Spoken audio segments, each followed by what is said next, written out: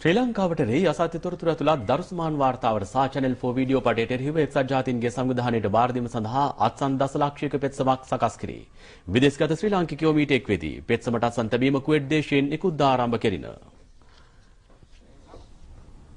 මැද පෙරදිග සේවය කරන දසලක්ෂයකට අධික සංක්‍රමණික ශ්‍රී ලාංකික ශ්‍රමිකයෝ සහ විවිධ වෘත්තිකයෝ මෙහිලා පෙරමුණ ගෙන සිටිති. විදේශගත ශ්‍රී ලාංකිකයන් මේ පිළිබඳව දැනුවත් කිරීමේ සම්මන්ත්‍රණ මාලාවක්ද කුවේට් රාජ්‍යයෙන් ඉක්ුත්දා ආරම්භ කෙරින.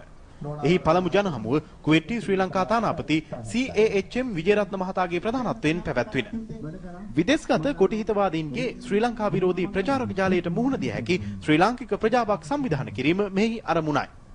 එහිලා ඇමරිකාව හා එංගලන්තය වැනි රටවලට හිතවත් මැද පෙරදිග කුවේට් ඩුබායි සෞදි වැනි රටවල ශ්‍රී ලාංකිකයන්ගේ හඬ ඉතා ප්‍රබල බලපෑමක් කරනු ඇතැයි තානාපතිවරයා කියා සිටියේය. ඇමරිකාවේ එක්සත් ජාතීන්ගේ නිත්‍ය නියෝජිත තානාපති මේජර් ජෙනරාල් ශවේන්ද්‍ර සිල්වා මහතාද අන්තර්ජාලය ඔස්සේ මේ වැඩසටහනට එක් විය. උගත් පාඩම් කොමිසම් වාර්තාව ශ්‍රී ලංකාවට එරෙහිව ද්වේෂ සහගත චෝදනාවලට නිවැරදි සාක්ෂියක් සපයන බව මේජර් ජෙනරාල්වරයා කියා සිටියේය. කර්නල් ප්‍රිමාල් රුද්රිගු, මේජර් සුසන්ත බෙන්ඩිස්, සුදේශ්වර බණ්ඩාර යන මහතුරුද දේශන පැවැත්වූහ. යුද බිමේ අත්දැකීම් ඇසුරෙන් වන්දි මානුෂීය මෙහෙයුමේ සත්‍ය තොරතුරු රූපරාමු සමග මෙහිදී ඉදිරිපත් කරන ලද්දේ ශ්‍රී ලංකා රූපවාහිනී සංස්ථාවේ ජ්‍යෙෂ්ඨ වැඩසටහන් නිෂ්පාදක සමන් කුමාර රාමවික්‍රම මහතා විසිනි.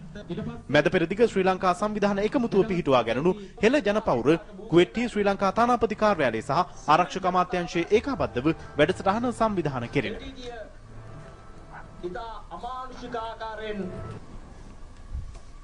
තවත් දේශිකවත් මේ විරාජිතයක්